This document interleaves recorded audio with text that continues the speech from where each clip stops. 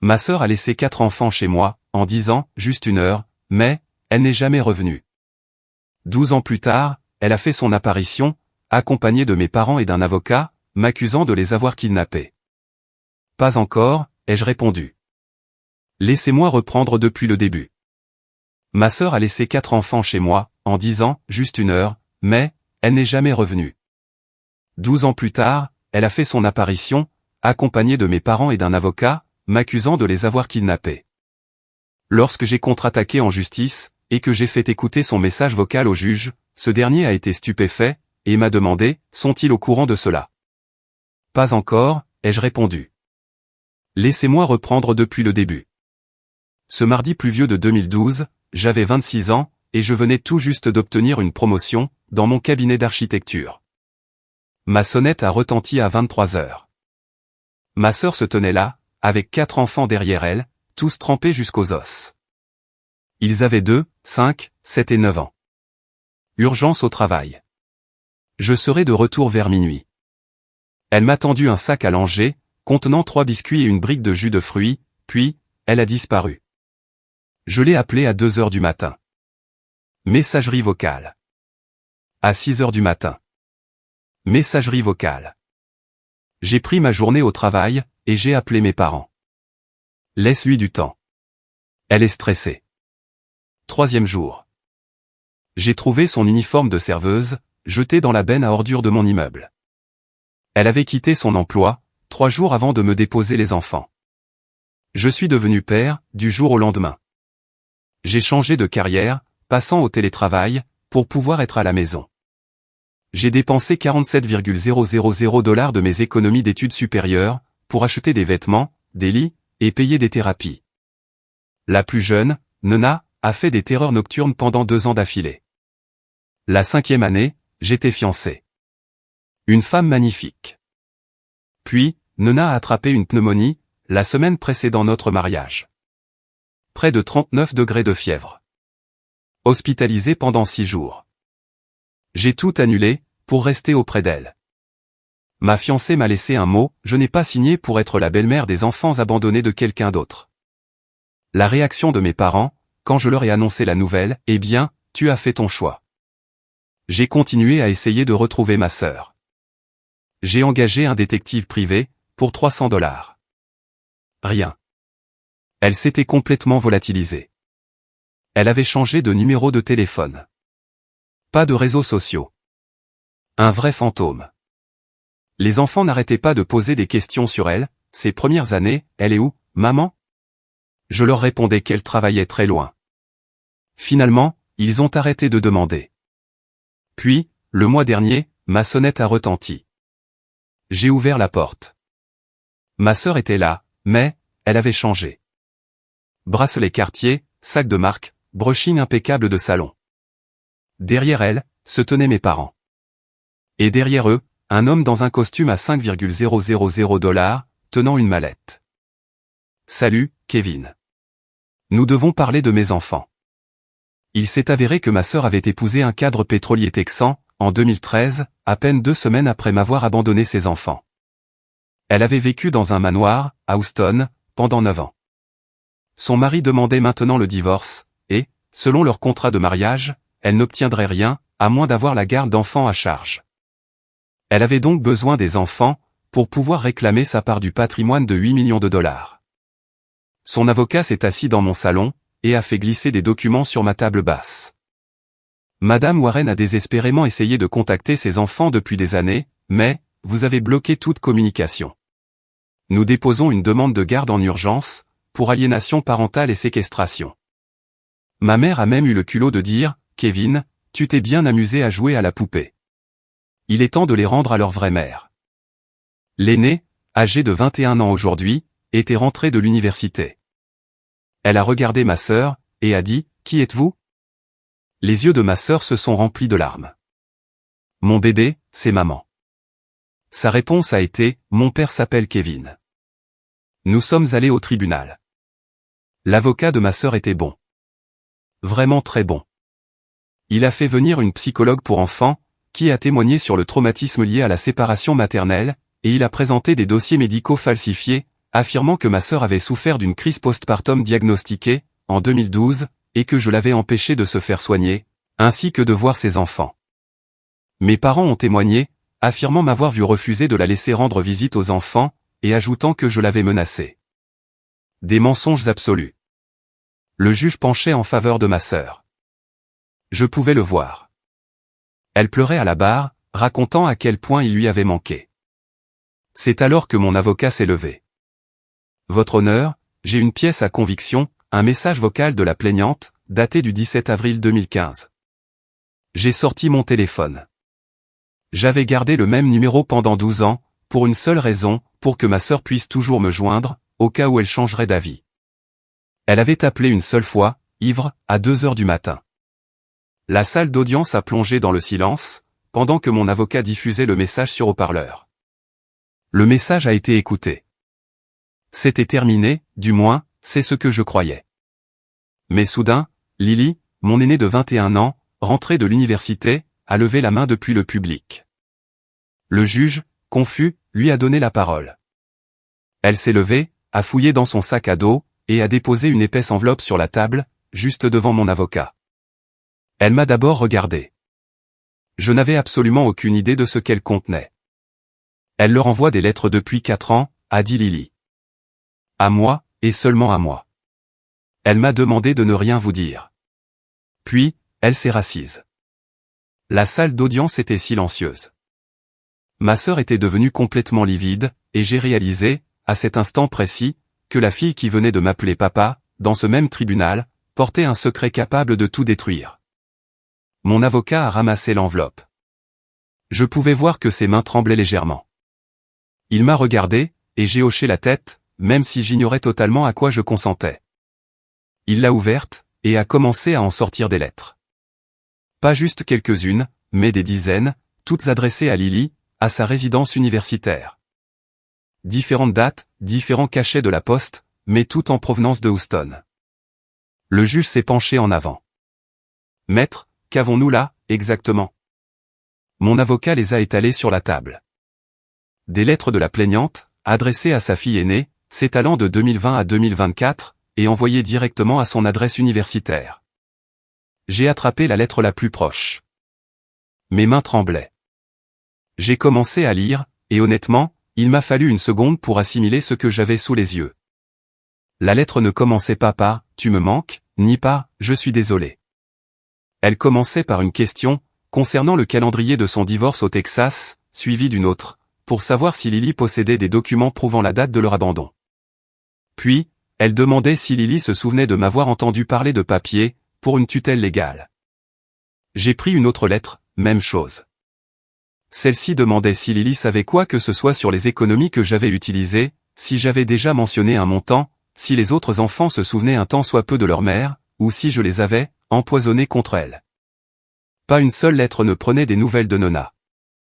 Pas une seule ne posait de questions sur les 2 enfants du milieu. J'ai parcouru 5, 6, 7 lettres. Ma sœur avait écrit à Lily pendant 4 ans, et n'avait jamais, ne serait-ce qu'une seule fois, prononcé leur prénom. J'ai levé les yeux. Lily était toujours debout, dans le public, les bras croisés, fixant le vide droit devant elle. Ma sœur chuchotait des mots frénétiques à son avocat. Ma mère, quant à elle, gardait la main plaquée sur sa bouche. Le juge s'est raclé la gorge. La plaignante souhaite-t-elle expliquer le contenu de cette correspondance? L'avocat de ma sœur s'est levé d'un bond. Votre honneur, ces lettres démontrent des années de tentatives de contact, que le frère de ma cliente a délibérément dissimulé à. Je les ai lues, ai-je lâché. Ma voix a résonné plus fort que je ne l'aurais voulu. Je suis en train de les lire, en ce moment même. Elle ne pose aucune question sur ses enfants. Pas une seule fois. Le visage de l'avocat s'est durci. Il s'agit d'une interprétation grossièrement erronée. Elle pose des questions sur l'argent, ai-je continué. J'ai brandi l'une des lettres. Elle demande des documents. Elle demande si Lily se souvient de certaines dates. Elle mène un interrogatoire avec sa propre fille, comme si elle montait un dossier juridique. Votre honneur, ceci n'est que de la spéculation. Le juge a levé la main. Je vais examiner ces lettres moi-même, pendant la suspension d'audience. Nous reprenons dans 30 minutes. Le coup de marteau a retenti, et tout le monde s'est mis en mouvement. Ma sœur a essayé de marcher vers Lily, mais, son avocat lui a attrapé le bras, et l'a tiré en arrière. Mes parents, eux, sont restés assis là, immobiles. Mon père avait l'air d'avoir été percuté par un camion. Je suis allé directement voir Lily. Elle était déjà dans le couloir, adossée au mur, les yeux fermés. Je me suis arrêté à quelques pas. Je ne savais pas quoi dire. Je ne savais même pas encore ce que je ressentais. De la colère, de la trahison peut-être, mais aussi autre chose, un sentiment que je n'arrivais pas à nommer. Lily. Elle a ouvert les yeux. Je savais que tu finirais par la prendre. Pourquoi ne me l'as-tu pas dit? Elle a baissé les yeux vers le sol. Parce que je ne voulais pas que tu penses que je la choisissais, elle. Mon avocat avait réservé une petite salle, au bout du couloir, pour la pause. Il nous a fait signe d'entrer. Les 3 autres enfants y étaient déjà. Nona était assise sur la table, balançant ses jambes. Les 2 du milieu, James et Sophie, étaient sur leur téléphone. Ils ont tous levé la tête, quand nous sommes entrés. Que se passe-t-il? A demandé James. Il avait 19 ans maintenant, et terminait sa 2e année, dans un collège communautaire. Pourquoi Lily a-t-elle fait ça? Lily s'est assise dans le coin. Je suis resté debout. Mon avocat a fermé la porte. Elle écrit à votre mère, ai-je dit. Depuis 4 ans. Nona a arrêté de balancer ses jambes. Sophie a posé son téléphone. James a cligné des yeux. Pourquoi? La voix de Lily était toute douce. Parce que je voulais savoir. Savoir quoi? A demandé Sophie. D'où je venais. Lily m'a regardé. Je ne l'ai pas fait pour te blesser. Je le jure. Elle m'a contacté quand j'avais 17 ans, juste après l'obtention de mon diplôme. Elle a envoyé une lettre à la maison. Tu étais au travail. Je l'ai ouverte. Elle disait qu'elle voulait renouer le contact. Elle disait qu'elle avait changé. Je lui ai répondu. Qu'est-ce que tu lui as dit? Ai-je demandé. Lily a sorti son téléphone, a fait défiler l'écran une seconde, puis, me l'a tendu. J'ai gardé des photos de toutes les lettres, au cas où. J'ai regardé l'écran. C'était l'image scannée d'une lettre manuscrite. L'écriture de Lily. Datée de septembre 2020. Je ne sais pas si je devrais écrire ça. Je ne te connais pas. Je connais Kevin. C'est lui qui est resté, mais, je suppose que je suis curieuse. Pourquoi es-tu parti? L'as-tu déjà regretté? Penses-tu à nous? Des questions simples. Directes. J'ai glissé vers l'image suivante. Une autre lettre de Lily, quelques mois plus tard. Tu n'as pas répondu à mes questions. Tu m'as parlé de trucs juridiques. Je ne sais pas pourquoi. Si tu veux parler, parle vraiment. Dis-moi ce qui s'est passé. Dis-moi pourquoi tu n'es pas revenu. J'ai glissé à nouveau. Une 3e lettre. Je te l'ai demandé 3 fois, maintenant. Tu n'arrêtes pas de changer de sujet. Si tu n'es pas capable d'être honnête, je ne vois pas l'intérêt de faire ça. La dernière lettre datée d'il y a 2 ans. Je ne vais pas t'aider avec ce que tu prépares, peu importe ce que c'est. Je ne sais pas pour qui tu me prends, mais, je ne suis pas ton informatrice. Si tu t'en souciais vraiment, tu poserais des questions sur Nona. Tu demanderais des nouvelles de Sophie et de James. Mais tu ne le fais pas. Alors, j'en ai fini avec ça. J'ai rendu le téléphone à Lily. Elle refusait de me regarder. Pourquoi ne m'as-tu pas montré tout ça, ai-je demandé. Parce que je me sentais stupide, a-t-elle répondu. Sa voix a légèrement déraillé. Je me sentais stupide d'avoir même essayé, d'avoir pensé qu'elle s'expliquerait vraiment. Et, je ne voulais pas que tu penses que j'étais ingrate, ou que je n'appréciais pas tout ce que tu avais fait pour nous. Nona a glissé de la table, et a marché vers Lily. Elle n'a rien dit.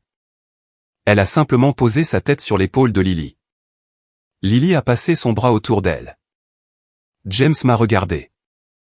Donc, elle se servait juste de Lily? Ouais, ai-je dit. La mâchoire de Sophie s'est crispée. Quelle espèce de... Sophie, ai-je lancé. Elle s'est tue, mais, elle ne l'a pas retiré. Mon avocat a regardé sa montre. Nous avons 20 minutes avant de retourner là-dedans. Ils vont attaquer fort. Vous devez être prêt. Prêt à quoi, ai-je demandé. Ils vont retourner la situation, a-t-il expliqué. Ils vont affirmer que les lettres de Lily prouvent que votre sœur essayait de reprendre contact, et que c'est vous qui faisiez barrage. Ils vont dire que vous avez manipulé Lily, pour la pousser à couper les ponts. Ils vont vous faire passer pour le méchant. Et, c'est exactement ce qu'ils ont fait. Quand nous sommes retournés dans la salle d'audience, l'avocat de ma sœur s'est levé, et il n'y est pas allé par 4 chemins. Il m'a sauté à la gorge. Monsieur Warren, a-t-il dit, en me regardant droit dans les yeux. Vous avez présenté ces lettres comme des preuves des arrière-pensées de ma cliente. Mais, ce qu'elles montrent en réalité, c'est une mère qui tente désespérément de renouer avec son enfant, tout en étant systématiquement sabotée par vous. Je l'ai dévisagé. Ce n'est pas. Vous aviez accès au courrier de Lily. Vous surveillez ses communications, et, lorsque ma cliente a tenté de la joindre, vous avez briefé votre nièce, l'enfant que vous revendiquez aujourd'hui comme votre fille pour qu'elle réponde avec hostilité et suspicion. Je n'étais même pas au courant pour ces lettres, ai-je protesté. Comme c'est pratique, a-t-il rétorqué du tac au tac. Lily a 21 ans. C'est une adulte, mais, c'est une adulte que vous avez élevée dans un environnement où sa mère biologique a été effacée, où on lui a répété sans cesse que sa mère l'avait abandonnée. Bien sûr qu'elle a répondu avec suspicion. Vous avez ancré cette suspicion en elle. Lily s'est levée dans le public. C'est faux. Le juge l'a regardé. Mademoiselle, veuillez vous asseoir. Il ne m'a pas briefé, a insisté Lily. Elle ne s'est pas assise. J'ai écrit ces lettres toute seule. Je lui ai posé des questions parce que je voulais de vraies réponses, et elle ne m'en a donné aucune. Kevin ne savait même rien. L'avocat s'est tourné vers elle, et sa voix s'est faite plus douce, presque compatissante. Ça m'a donné la chair de poule. Lily, je comprends que ce soit difficile. Vous avez été placée dans une position impossible, mais, la réalité, c'est que vous aviez 17 ans quand cette correspondance a commencé. Une mineure vivant sous le toit de son oncle. Croyez-vous vraiment que vos réponses n'ont pas été influencées par l'environnement qu'il a créé? Je sais ce que j'ai écrit, a affirmé Lily. Et je suis sûr que vous le croyez, a repris l'avocat. Mais, l'influence ne ressemble pas toujours à de la contrainte. Parfois, c'est juste l'air que l'on respire. Le juge a fait signe à Lily de s'asseoir. Elle s'est exécutée, mais, elle gardait les poings serrés. Mon avocat s'est levé. Votre honneur, il s'agit là d'une tentative évidente de déformer des preuves écrites. Les propres mots de la plaignante, dans ses propres lettres, démontrent une préoccupation claire pour des questions financières et juridiques, plutôt qu'une véritable inquiétude parentale. La défense essaie de masquer cela, en attaquant la moralité de M. Warren. La défense, a rétorqué l'autre avocat, souligne qu'un homme de 26 ans a pris 4 enfants, et les a élevés dans l'isolement total vis-à-vis de leur mère, pendant plus d'une décennie. Ce n'est pas un héros. C'est un homme qui a vu une opportunité, et qui l'a saisie. J'ai senti quelque chose se briser dans ma poitrine. J'ai commencé à me lever, mais, mon avocat a posé sa main sur mon bras. Il n'a rien dit. Il a simplement secoué la tête. L'autre avocat a continué. Monsieur Warren s'est dépeint comme l'oncle désintéressé qui a pris le relais. Mais, regardons les faits. Il a changé de carrière. Il s'est isolé. Il a construit une vie où ses enfants dépendaient entièrement de lui. Et, quand leur mère a finalement essayé de reprendre contact, il s'est assuré qu'ils ne lui fassent pas confiance. Ce n'est pas de l'amour. C'est du contrôle. Sophie s'est levée dans le public. James l'a tirée vers le bas. Nona pleurait. Je pouvais l'entendre de l'autre bout de la pièce. La voix du juge a tranché. Maître, je vous demanderai de limiter vos appréciations aux seules preuves présentées. Bien sûr, votre honneur. L'avocat n'a même pas scié. Les preuves montrent que ma cliente a essayé de reprendre contact à plusieurs reprises, et qu'elle s'est heurtée à des murs, à chaque tournant. Des murs que M. Warren a construits. Mon avocat m'a regardé. Je ne savais pas ce qu'il attendait de moi. Je n'avais plus la force de rien dire. C'est alors que la porte, au fond de la salle d'audience, s'est ouverte. Mon père est entré, mais pas pour rejoindre le public. Il a descendu l'allée centrale, se dirigeant tout droit vers la table où mon avocat était assis, et il s'est arrêté. « Je dois dire quelque chose », a-t-il déclaré. Le juge a froncé les sourcils. « Monsieur, vous avez déjà livré votre témoignage. »« Je sais », a répondu mon père. « Et, je dois le corriger. » Le tribunal a plongé dans un silence de mort. Le visage de ma sœur a blêmi. Ma mère, toujours dans le public, s'est levée comme si elle s'apprêtait à parler, mais, mon père a levé la main, et elle s'est arrêtée. Le juge l'a observé longuement. « Approchez-vous de la barre. » Mon père s'est avancé. L'avocat de ma sœur a tenté de le suivre, mais, le juge l'a repoussé d'un geste. Ils ont parlé doucement, pendant peut-être 30 secondes. Je n'ai pas pu entendre ce qui se disait. Puis, le juge a hoché la tête, et mon père a reculé. « Monsieur Warren », a annoncé le juge. « Vous êtes rappelé à la barre. » Mon père est monté à la barre, s'est assis, et a posé à nouveau sa main sur la Bible. Il a prêté serment. Ses mains tremblaient. L'avocat de ma sœur s'est levé. « Votre honneur, je m'oppose à cette procédure hautement irrégulière. » Objection notée, a coupé le juge. Mais rejeté. Poursuivez, monsieur Warren. Mon père a pris une grande inspiration. Il m'a regardé. Puis, il a regardé ma sœur. Ensuite, il a baissé les yeux vers ses mains. J'ai menti, a-t-il lâché. La bouche de l'avocat s'est ouverte de stupeur. Ma sœur s'est agrippée à son bras. Ma mère s'est laissée retomber lourdement sur son siège.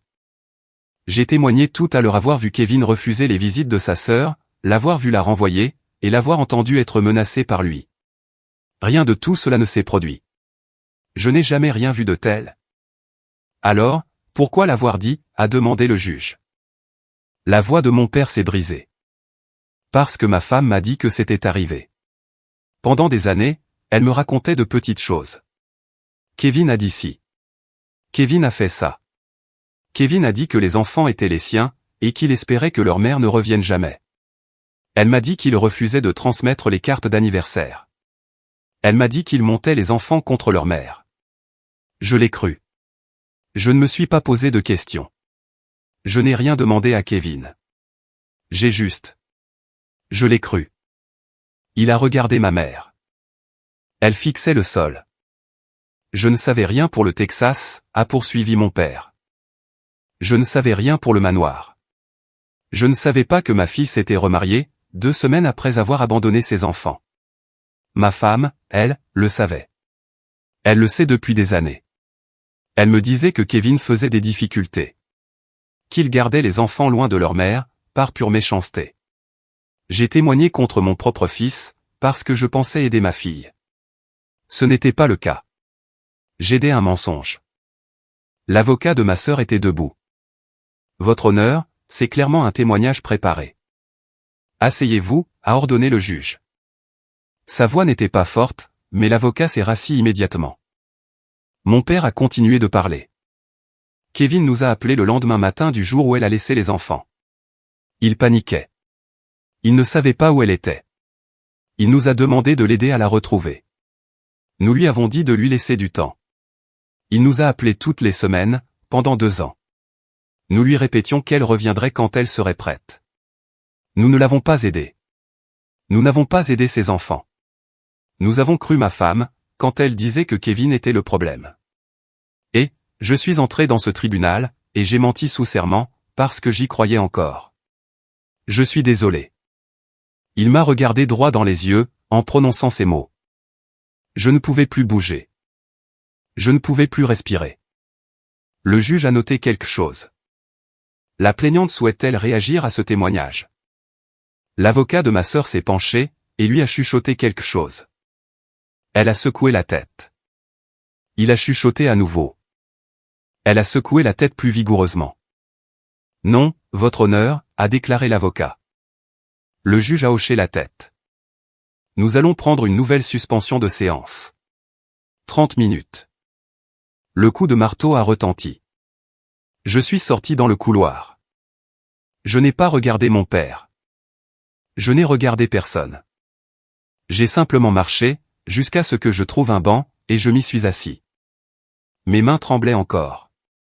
James et Sophie sont sortis 1 minute plus tard.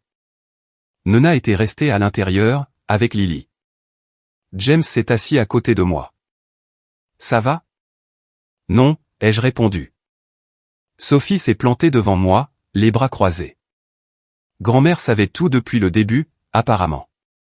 C'est fou, a ajouté James. Mais genre, vraiment fou. J'ai pris ma tête entre mes mains. Je n'avais pas envie de pleurer dans le couloir d'un palais de justice, mais, j'étais à 2 doigts de craquer. Papa, a appelé Sophie. J'ai levé la tête. Elle ne m'appelait jamais comme ça en public. Elle disait toujours Kevin devant les autres. L'entendre maintenant, au milieu de tout ça, a failli me briser. On ne va nulle part, a-t-elle affirmé. Tu le sais, pas vrai? J'ai hoché la tête. Je ne faisais pas confiance à ma voix pour parler. James m'a tapoté l'épaule, et s'est levé. Je vais prendre l'air. Tu veux quelque chose? Ça ira, ai-je dit. Il s'est éloigné. Sophie est restée. Je peux te poser une question, a-t-elle demandé. Ouais. Pourquoi n'as-tu pas simplement abandonné? Je l'ai regardé. Comment ça? Genre, la 2e année, ou la 5e année, quand ta fiancée est partie, quand grand-mère et grand-père ne t'ont pas aidé. Pourquoi n'as-tu pas simplement appelé les services sociaux, pour leur dire que tu n'y arrivais pas? Je n'avais pas de bonne réponse à lui donner. Je m'étais posé la même question des centaines de fois, au fil des années. Je ne sais pas, ai-je répondu. Sophie a hoché la tête. Elle s'est assise à côté de moi. Je suis contente que tu ne l'aies pas fait. Nous sommes restés assis là, un long moment. Aucun de nous deux n'a rien dit de plus. Puis, mon avocat est sorti, et nous a fait signe de rentrer. Quand nous sommes retournés dans la salle d'audience, le juge était déjà à son bureau. Tout le monde a repris sa place. L'avocat de ma sœur s'est levé. Votre honneur, compte tenu des développements de cet après-midi, ma cliente souhaiterait demander un report de l'audience, afin de réévaluer la situation. Demande rejetée, a rétorqué le juge. Nous continuons. La défense a-t-elle d'autres preuves à présenter? Mon avocat s'est levé. Oui, votre honneur. Je souhaiterais rappeler la psychologue pour enfants, qui a témoigné plus tôt, au nom de la plaignante. La psychologue, une femme d'une 50aine d'années, portant des lunettes à monture métallique, est retournée à la barre. Elle n'avait pas l'air ravie. Mon avocat n'a pas perdu de temps. Dr Feldman, lorsque vous avez témoigné plus tôt dans la journée, concernant le traumatisme de la séparation maternelle, et l'importance de la réunification, aviez-vous examiné les lettres versées au dossier cet après-midi? Elle a hésité. Non. Aviez-vous été informé que la plaignante avait envoyé des dizaines de lettres à sa fille aînée, sur une période de 4 ans? Non. Vous a-t-on précisé que ces lettres se concentraient principalement sur des questions financières et juridiques, plutôt que sur une reconnexion émotionnelle? Je n'ai pas reçu cette information. Non. Mon avocat a pris l'une des lettres, et la lui a tendue. Voudriez-vous lire la partie surlignée, s'il vous plaît? Le docteur Feldman a mis ses lunettes, et a lu à haute voix, te souviens-tu de combien Kevin disait avoir dépensé, pour toi et tes frères et sœurs, au cours des premières années? As-tu des chiffres précis? Il avait mentionné que ça pourrait être important plus tard. Le tribunal était silencieux. Dr Feldman, a repris mon avocat. Selon votre avis professionnel, cela ressemble-t-il aux propos d'un parent cherchant à renouer émotionnellement avec son enfant? Elle a retiré ses lunettes. Non. Cela suggère-t-il un autre motif? Objection, a hurlé l'avocat de ma sœur. Appel à la spéculation. Rejeté, a tranché le juge. Répondez à la question, Dr Feldman. Elle a regardé ma sœur. Puis, elle a de nouveau regardé la lettre. Cela suggère que le parent rassemblait des informations, dans un but juridique ou financier. Cela changerait-il une quelconque partie de votre témoignage précédent, concernant l'aptitude de la plaignante à la réunification? Le docteur Feldman a posé la lettre. Elle a croisé les mains. Si j'avais connu la nature de cette correspondance, je n'aurais pas témoigné que la réunification était dans le meilleur intérêt des enfants. Le schéma décrit ici correspond à de la manipulation, et non à un attachement maternel. L'avocat de ma sœur griffonnait nerveusement quelque chose sur un bloc-notes. Ma sœur fixait la table. Ma mère avait quitté la salle. Je ne m'en étais même pas rendu compte. Mon avocat a hoché la tête. Je n'ai pas d'autres questions. Le juge a regardé l'avocat de ma sœur. Un contre-interrogatoire? Il s'est levé. Non, votre honneur. Le docteur Feldman a quitté la barre. Le juge a pris une note. Puis, il a levé les yeux. La défense a-t-elle autre chose à ajouter? Une dernière pièce à conviction, votre honneur. Mon avocat a sorti mon téléphone. J'aimerais diffuser le message vocal mentionné plus tôt. Celui du 17 avril 2015. Il a tendu le téléphone à l'huissier, qui l'a connecté au haut-parleur de la salle. Un silence complet s'est installé. Puis, la voix de ma sœur a résonné, pâteuse et lointaine. Ivre. Salut, Kev. C'est moi. Je sais que je n'ai pas appelé. Je voulais juste te dire merci, je suppose, de les avoir gardés. Je suis dans une bonne situation, maintenant. Vraiment bonne. Je ne pense pas pouvoir. Je veux dire, c'est mieux comme ça, non? Ils sont mieux avec toi. Garde-les juste un peu plus longtemps. Je trouverai une solution plus tard. Ou peut-être pas. Je ne sais pas. Bref, ouais, merci. La ligne a coupé. Le silence qui a suivi était de ceux qui font bourdonner les oreilles. Le juge a enlevé ses lunettes, et s'est frotté les yeux. Il avait l'air fatigué. Il a regardé ma sœur, puis moi, puis les enfants dans le public. La plaignante souhaite-t-elle s'expliquer sur ce message vocal? L'avocat de ma sœur s'est penché, et lui a chuchoté à nouveau quelque chose. Elle lui a murmuré une réponse. Il a secoué la tête. Elle a dit quelque chose d'un ton plus sec. Il s'est rasseyé. Votre honneur, a commencé l'avocat. Ma cliente traversait une période extrêmement difficile, en 2015. Elle luttait contre. Maître, l'a interrompu le juge. Ce n'est pas à vous que j'ai posé la question. C'est à elle. Ma sœur a levé les yeux. Ses yeux étaient rouges, mais, elle ne pleurait plus. Elle a regardé le juge, puis m'a regardé. Pendant une seconde, j'ai cru qu'elle allait dire quelque chose de vrai, quelque chose d'honnête. J'avais peur, a-t-elle dit doucement. Je ne savais pas ce que je faisais. Je pensais que les laisser avec Kevin était la meilleure chose à faire. Le juge a attendu, mais, elle n'a rien ajouté. Il a laissé le silence s'installer, pendant un long moment. Puis, il a pris son stylo. Je rejette la demande de garde en urgence dans son intégralité. L'avocat de ma sœur a commencé à se lever, mais le juge a levé la main. La chronologie à elle seule est accablante, a poursuivi le juge. Cette requête a été déposée 6 jours après le début de la procédure de divorce au Texas. Les dossiers médicaux présentés ont été falsifiés. Je les signale au barreau de l'État pour examen. Les lettres démontrent un schéma clair de manipulation, plutôt qu'une véritable préoccupation parentale. Et le message vocal, combiné au témoignage révisé du père, indique clairement que la plaignante a volontairement renoncé à la garde de ses enfants, il y a 12 ans, et n'a fait aucun effort significatif pour les récupérer, jusqu'à ce que cela devienne financièrement avantageux. Il a fixé ma sœur. Madame Warren, je veux être très clair. Vous n'avez pas perdu ces enfants. Vous les avez abandonnés. Quelqu'un d'autre les a élevés, les a nourris, a payé leurs études, s'est assis près d'eux quand ils étaient malades, et est resté quand c'était difficile. Vous n'avez pas le droit de revenir maintenant, simplement parce que vous avez besoin d'eux pour une clause de contrat de mariage. L'avocat de ma sœur a tenté une dernière percée. Votre honneur, si nous pouvions juste. Nous avons terminé, a coupé le juge. La requête est rejetée. La garde exclusive reste attribuée à Kevin Warren. Il a fait une pause. Et, je tiens à ce qu'il soit consigné au dossier que ces enfants n'ont pas été abandonnés 2 fois. Quelqu'un est resté. Il a fermé le dossier. Le coup de marteau a retenti. Je suis resté assis là. Je ne bougeais pas. Je ne savais pas si j'en avais le droit. Mon avocat me serrait la main et me disait quelque chose, mais je ne l'entendais pas. Les enfants étaient derrière moi, et j'entendais Nona pleurer, mais le son me paraissait lointain. Puis, Lily s'est mise à côté de moi. Elle a posé sa main sur mon épaule, et j'ai enfin levé la tête. On a gagné, a-t-elle soufflé. Ouais, ai-je répondu. Elle a souri.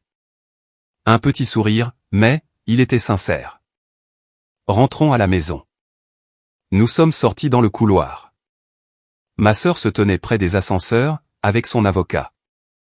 Elle m'a vu, et pendant une seconde, j'ai cru qu'elle allait me parler, mais elle ne l'a pas fait. Elle s'est contentée de me regarder. Je lui ai rendu son regard. Puis, les portes de l'ascenseur se sont ouvertes, et elle est montée. Je ne l'ai plus jamais revue après ça. Mon père m'a rattrapé, avant que nous n'arrivions au parking. Il m'a attrapé par le bras. Je me suis arrêté. Kevin. Je me suis retourné. Je n'ai rien dit. Je ne m'attends pas à ce que tu me pardonnes, a-t-il dit. Mais, j'ai besoin que tu saches que je n'avais pas compris ce que j'avais fait, avant aujourd'hui. Ta mère, elle est très douée pour faire paraître les choses raisonnables. J'aurais dû me poser des questions. J'aurais dû t'appeler. Je ne l'ai pas fait. C'est ma faute. Ouais, ai-je dit. Ça l'est. Il a hoché la tête. Il avait l'air de vouloir en dire plus, mais il s'est tu. Il a simplement lâché mon bras, et est retourné vers les portes du palais de justice. Je l'ai regardé s'éloigner. Lily m'attendait près de la voiture. Ça va? Je ne sais pas encore, ai-je admis. C'est de bonne guerre. Nous avons pris le chemin du retour. Personne n'a beaucoup parlé. Nona s'est endormie à l'arrière. James avait ses écouteurs. Sophie a regardé par la fenêtre tout le trajet. Quand nous sommes arrivés à la maison, j'ai déverrouillé la porte, et tout le monde est entré. Je suis resté sur le porche un instant, juste pour respirer. 12 ans. 12 ans de tout ça, et c'était terminé. Juste comme ça. Lily est ressortie. Tu viens? Ouais, ai-je dit. J'avais juste besoin d'une minute. Elle s'est appuyée contre le cadre de la porte.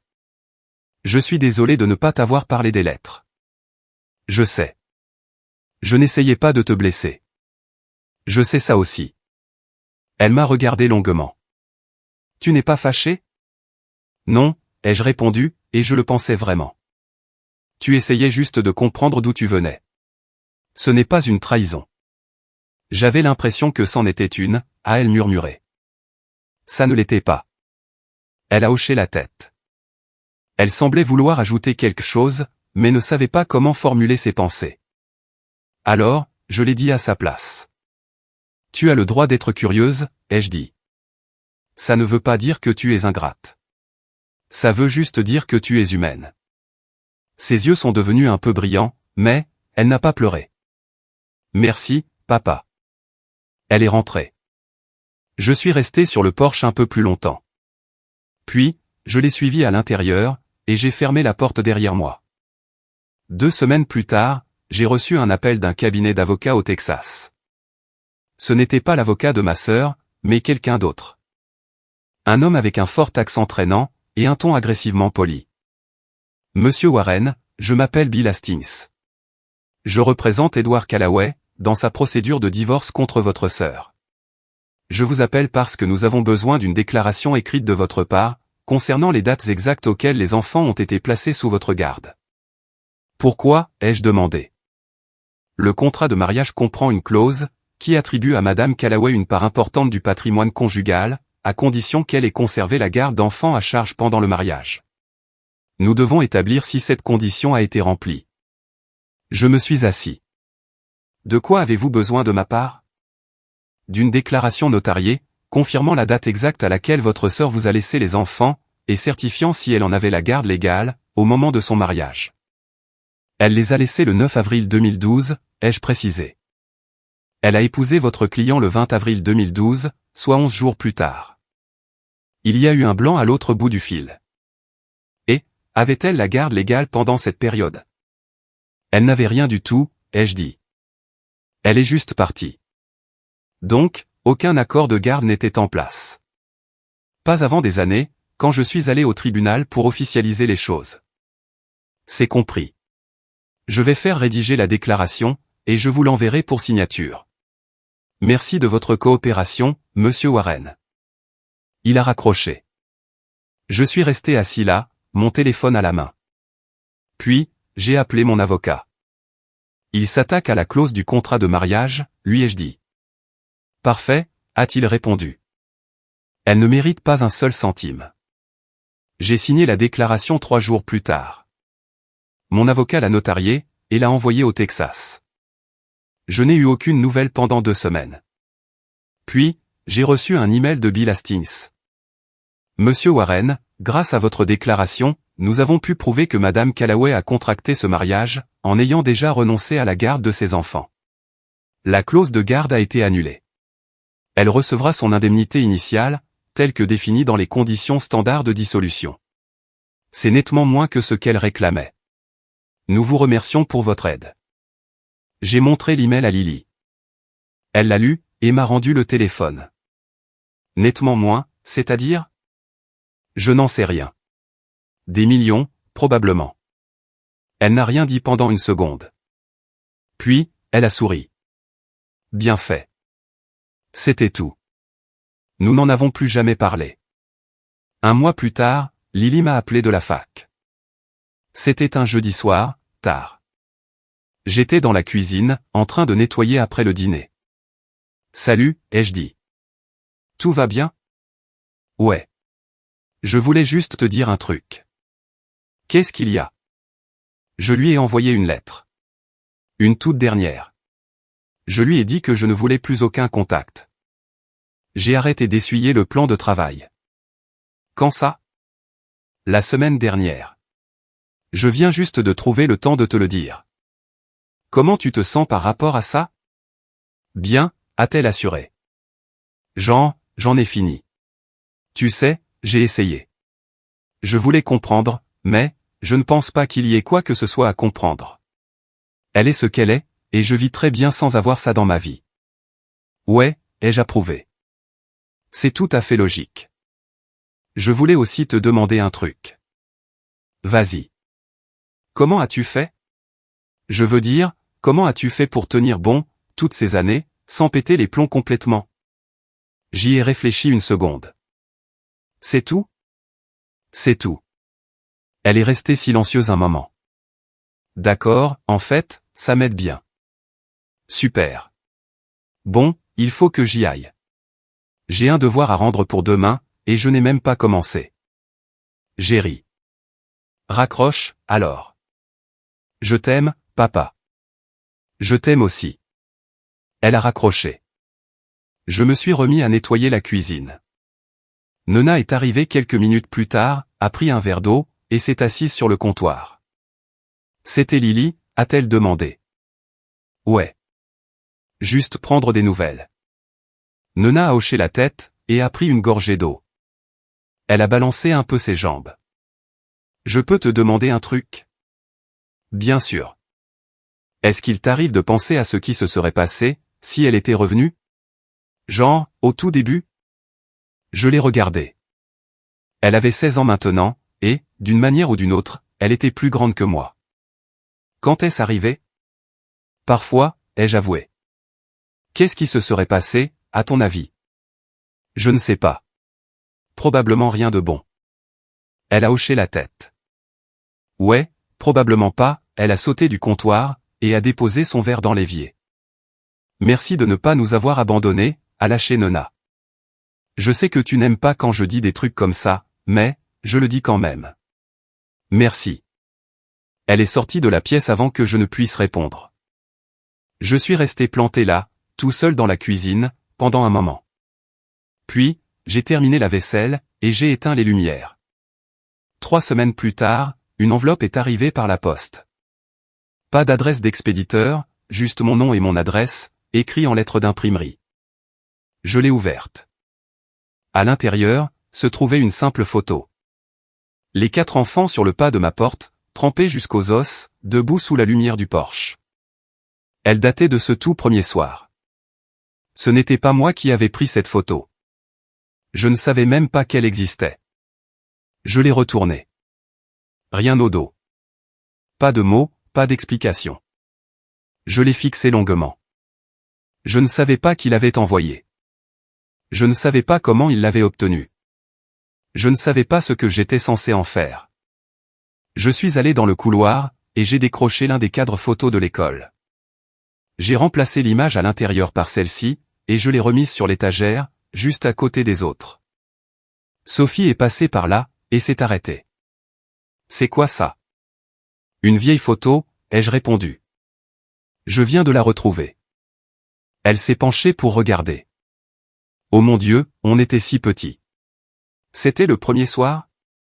Ouais. On ressemble à des rats noyés. C'était un peu le cas. Elle a ri, et a continué son chemin. Je suis resté là encore une minute, juste à la regarder. Puis, je suis retourné dans la cuisine. 3 semaines après cela, Nona est entrée dans le salon pendant que je regardais la télé.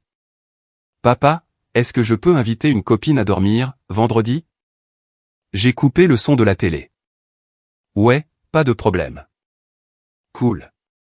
Qu'est-ce qu'on mangera pour le dîner? C'est toi qui choisis. Elle a levé les yeux au ciel. Pizza. Évidemment. Évidemment. Elle est retournée dans sa chambre. J'ai remis le son de la télé. Et c'était tout. Merci d'avoir regardé jusqu'à la fin. Assurez-vous d'aimer et de vous abonner pour ne pas manquer la prochaine.